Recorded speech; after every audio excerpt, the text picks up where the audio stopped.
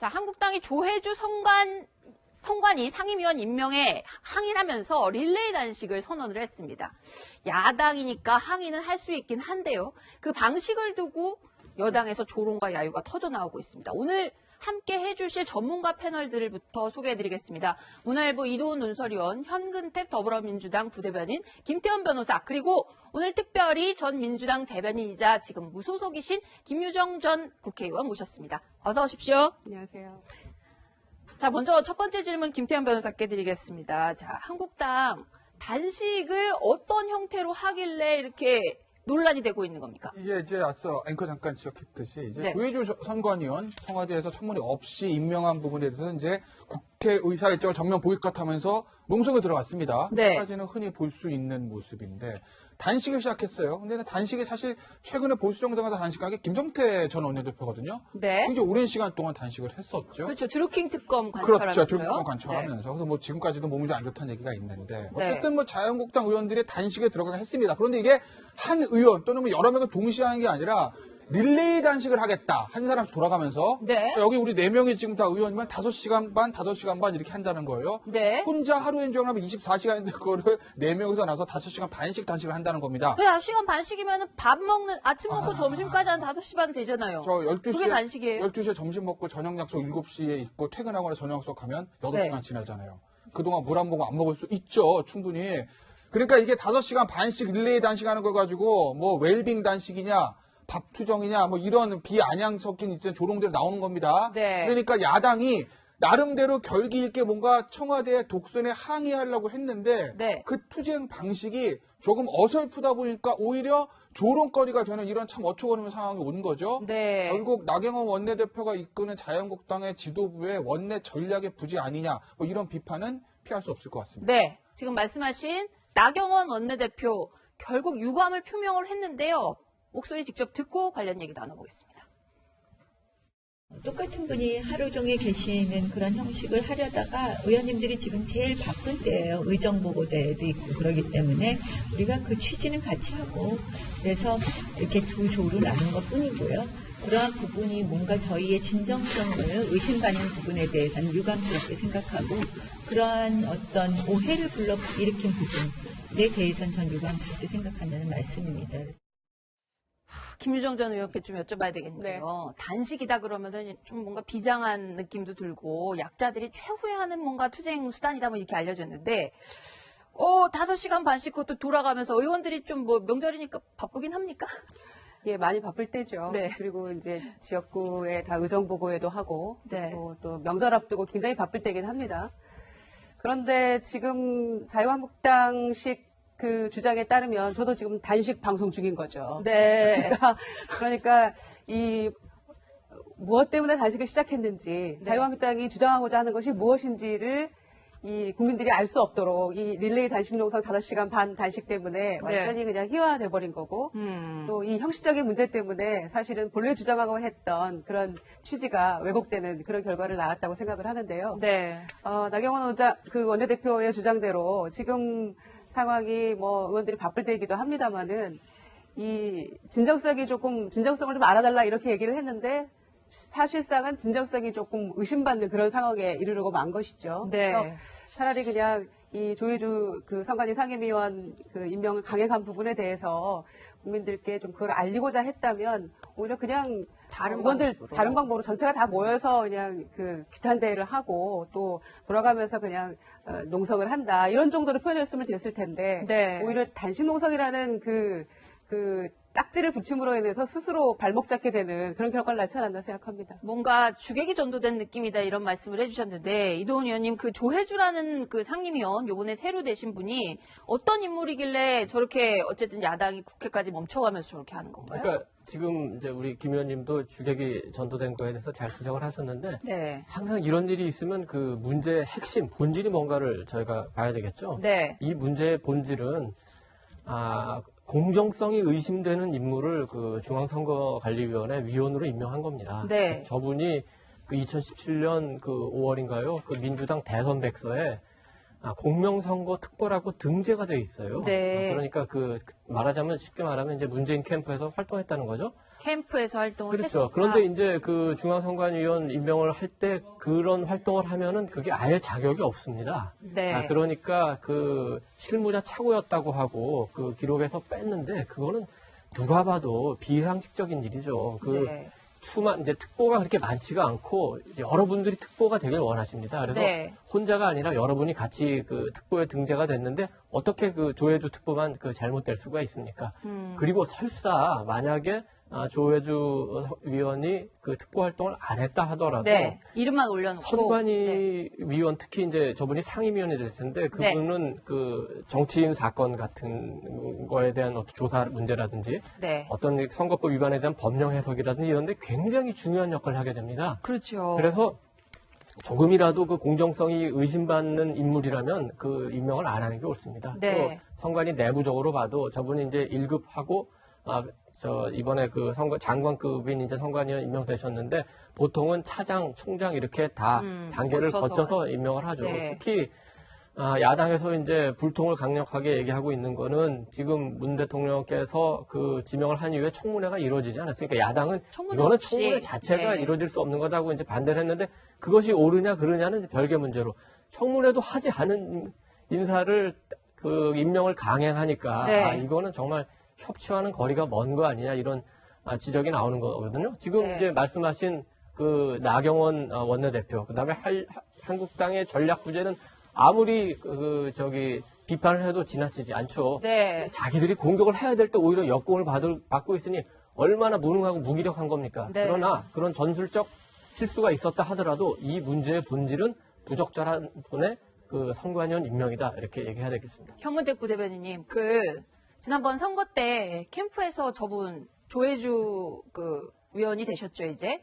어떠셨습니까? 캠프에서 실제로 활동을 안 하셨다는 저는 본 적이 없습니다. 저도 네. 이제 공명선거 본부에 있었는데요. 거기 부정선거 감시 팀장도 했기 때문에 네. 법률 지원단이나 어쨌든 관련된 일인데 공명선거라는 게 또 선관위 했던 분 저분 말고도 이제 선관위 경험 있는 분들이 있어요. 근데 실제로 저는 본 적이 없고요. 실제로 지금 이게 결국은 당적이냐 정치 활동이냐 이게 문제가 되는데요. 네. 실제로 본인이 일단 활동을 했는지 이분 사실은 선관위 한 30년 이상 근무하신 분이에요. 그렇다고 지금 실제로 하더라고요. 보면은 네. 상임위원이 다 하는 것처럼 말씀하시는데 선관위원은 9분인데 대통령, 국회, 대법원장이 3분씩 뽑습니다. 그리고 네. 위원장은 이제 대법관이 하게 돼 있죠. 물론 상임위원이 결정 다 하는 건 아니고요. 어쨌든 위원회를 해서 과반 출석, 과반 찬성을 결정을 하는데 네. 상임위원의 역할은 사실은 오히려 사무국 역할이에요. 그 직원들 관리하고 이런 역할을 하는 것이지 네. 이분이 막후 실세로 다 조정한다. 그건 말이 안 되고요. 네. 예전에도 보면 또 그 박근혜 정부 때에도 오히려 당적을 갖거나 여의도 연구원 이사를 하거나 이런 분들에도 또 위원이 된 적이 있습니다. 아. 네, 그래서 이제 정치 논란이 사실은 이제 당적이 없는 건 맞고요. 네. 근데 이제 정치 활동을 했느냐 여부인데 지금 실제로 이분이 아마 공무원 생활 오래 했던 분들이 이렇게 당으로 바로 와가지고 본인이 출마를 했거나 이런 거면 이제 정치 활동은 모르겠지만 네. 제가 보기에는 선거를 어느 정도 자문의 역할을 도와주는 이 정도 역할은 가지고 정치 활동을 할 수 있느냐 그 부분에 제가 보기에 좀 의미 있는 것 같고요. 네. 계속 지금 청문회 말씀하시는데 20일 내에 하게 돼 있고 그다음에 또 열을 줬거든요. 그 기간에 안 하고 그럼 그 다음에라도 할 수 있느냐? 그럼 청문회를 무작정 2달, 3달 후에도 할 수 있는 건 아니거든요. 네. 어느 정도 일단 야당이 청문회를 하기로 했다가 안 한 거기 때문에 제가 보기에는 큰 문제는 없다라고. 김유정 의원께 좀 여쭤봐야 될 것 같은데 네. 이게 이제 다른 직감이면 모르겠는데 장관급 자리 중에 하필이면 이 선거 심판을 봐야 되는 분이 캠프 출신에 올렸던 그런 분이 같기 때문에 지금 내년에 총선 나가야 되는 분들은 정말 이거 야당 입장에서는 민감할 수 있겠다는 생각이 드는데요. 그렇죠. 어떻게 매우 보십니까? 민감한 사안이기 네. 때문에 문제가 되고 있는 거죠. 네. 그래서 현 부대변인 말씀하셨습니다마는 저는 이 민주당이 야당 시절을 저는 생각해야 한다고 생각합니다. 그러니까 이명박 정권 시절이나 박근혜 정부 시절에도 비슷한 일이 있었고 캠프 여의도 연구소 출신들 갔다 이렇게 얘기를 하셨는데 네. 그게 문제가 됐기 때문에 민주당이 야당 시절에는 굉장히 지적했고 그 부분에 대해서 보이콧하고 이렇게 했었거든요. 네. 그런데 이제 와서는 그게 달리 말하면 적폐거든요. 그래서 적폐 청산하겠다고 하는 정권에서 적폐를 승계하는 방향으로 가면 안 된다고 저는 생각하고요. 네. 그런 점에서는 조금이라도 의심살 만한 일을 해서는 안 된다. 그것이 문재인 정권이 지향하는 바가 아니겠나 이렇게 생각을 하고요. 네. 한편으로 저는 야당이 싸울 것은 국회 아니라고 생각합니다. 국회에서 그래서 원내 국회 투쟁을 안에서 해야 싸우는 된다. 것이 네. 가장 현명하고 효과적인 투쟁 방법이라고 생각을 하는데 그런 점에서 자유한국당이 지금 인사청문회 자체를 보이콧하고 또 임명 강행한 거에 대해서 이렇게 지금 농성하고 이런 부분은 그렇게 효과적인 싸움은 아니라고 생각합니다. 청문회를 네. 들어가서 이 문제를 국민에게 소상히 알리고 문제가 뭔지를 주장했더라면 네. 더 좋지 않았을까 이런 아쉬움도 한편 드는 것이죠. 네, 그래서 뭐 하여튼 원내에서 조금 더 알려냈으면 릴레이 단식, 밥투정 뭐 이런 조롱을 받지 않을 수도 있었을 것이다 이런 말씀이셨던 것 같고요. 근데 어쨌든 한국당에서 지금 관심들이 돌아오는 27일이 되겠네요. 2월 27일로 예정된 전당대회, 당대표를 누가 뽑느냐 그 부분에 지금 온통 가 있는 것 같은 생각은 드는데요. 김병준 비대위원장, 유력한 당권주자로 꼽히는 황교안 전 총리를 집어가지고 나오지 마시라 이렇게 얘기를 했습니다. 지난주에 직접 얘기 듣고 당권주자 얘기들을 좀 해보겠습니다. 제가 특정인 한 분을 꼬집어서 이야기 드리는 건 아닙니다만 가장 적극적인 활동을 하고 계시는 분 중에 한 분을 제가 예로 들겠습니다. 다른 분이 아니라 황교안 전 총리십니다. 이분의 출마 가능성과 관련하여 걱정이 많습니다. 흔히 말하고 또 우리가 다 알고 있는 이유 때문입니다. 당에 대한 기여가 없었다는 점도 대단히 마음에 들립니다. 저 이야기를 하고 난 다음에 김태현 변호사님, 그 당비를 3개월 이상 내야 된다는 그러니까 당의 규정이 있는데 그거를 안 지켰기 때문에 황 총리 아예 나올 수가 없다 이런 얘기까지 지금 한국당에서 뭐 벌어지고 있다고 그러니까 이제 전당대회 당대표 출마하려면 지나가는 사람 아무나 저기 여의도 쪽 가가지고 입당원서 내고 내일 출마할게 이렇게 안 된다는 거예요. 그렇죠. 그러니까 책임 당원이 돼야만 이제 출마적인 지금 보실게요. 자유한국당 당원 당규입니다. 네. 책임 당원만 들어가는 거예요. 그럼 책임 당원 뭐 하는 사람이냐? 네. 3개월 이상 당비를 납부해야 됩니다. 아, 아마 제일 적은 금액 1,000원일 거예요. 1,000원 이상 당비를 1,000원 이상 예, 당비를 당비를 냈고. 납부해야 되는데 아마 이제 당대표 출마한 사람들 액수가 좀 더 큰 걸로 제가 알고 있는데 어쨌든 당비를 납부해야 됩니다. 근데 황교안 전 총리 언제 들어왔죠? 한 달이 안 됐어요. 그럼 지금부터 당비를 내봐야 뭐 한 달치밖에 못 내는 거 아니겠습니까? 네. 그러니까 원칙적으로 출마할 자격이 당원 당규상 없는 건데 그런데 이제 예외가 하나 있죠. 그러니까 당 지도부, 그러니까 예전에는 최고위원회의, 지금 이제 비대위죠. 비대위에서 당신은 중요한 분이니까 책임당 아니어도 다 나올 수 있어라고 승인을 해주면 됩니다. 그럼 결국 김병준 위원장의 의사봉 두드리냐 안 두드리냐 여기에 딸려있는 거 아니겠어요? 네. 근데 이제 김병준 위원장은 지금 방금 전에 얘기를 보면 황교안 정총이 안 나왔으면 하는 이제 본인의 개인적인 의사를 가지고 있는데 네. 그렇다고 해서 또 이거를 승인을 안 해주면 또 그것 자체로 또 분란이 야기 되는 거예요. 당비 때문에 나오지도 못하게 되는 그런 사태가 그렇죠. 벌어지는 그러니까 당비 때문에 못 나오는 건 맞는데 네. 비대위원회에서 의결을 해주면 되는데 비대위원장은 김병준 위원장은 안 나왔으면 하는 의사를 가지고 있는 거고 네. 그렇다고 해서 자 의결 못 해줘 당신 나오지 마라고 김병준 위원장도 해버리면 네. 그것 자체로 또 저 황교안 전 총리에 대한 지지하는 의원들이나 지지하는 세력과 또 분란이 생기지 않겠습니까? 그러니까 이래저래 좀 골치는 아프게 생겼는데 그래도 저는 결론적으로 말씀드리면 결국은 아마 나오게 하지 않을까 싶어요. 이돈 의원님, 근데 어쨌든 저 말한 김병준 비대위원장도 뭐 당권 도전 선언하지 않을까요? 어떻게 보세요? 이미 이제 안 한다고 얘기한 거고 네. 사실은 네. 그 선언하기 전날 밤에 뭐 당 주변에 굉장히 많은 움직임이 있었던 것 같습니다. 원래부터 이제 김병준 위원장은 그 한국당이 친박 비박의 싸움으로 가면은 당이 갈라질 수도 있고 그렇다면 우리 그 큰 그 보수 세력의 위기가 올 수 있다고 이제 그 일관되게 얘기하긴 했습니다. 네. 그러다 보니까 이제 김병준 비대위 체제에서 새로 임명된 이제 당협위원장들이 있지 않겠습니까? 네. 그분들 중심으로 해서 그러면 우리 김병준 그 위원장을 한번 그 밀어볼까 하는 움직임이 있었고 또 사실 이분들이 이제 전당대회에서 당권이 바뀌면은 이분 새로 임명된 분들이 또 그 정치적 입지가 굉장히 또 외롭게 됩니다.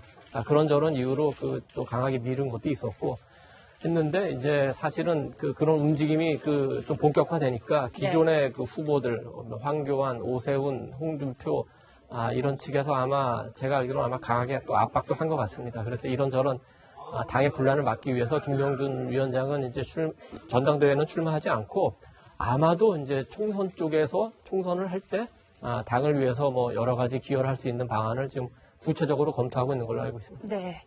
자, 이제 설 연휴 얼마 남지 않았는데 설 민심이라는 게 굉장히 중요하죠. 그 설을 앞두고 한국당에서는 릴레이 단식이라는 굉장히 논란을 믿고 있어서 악재가 터진 것 아닌가 이런 생각이 듭니다.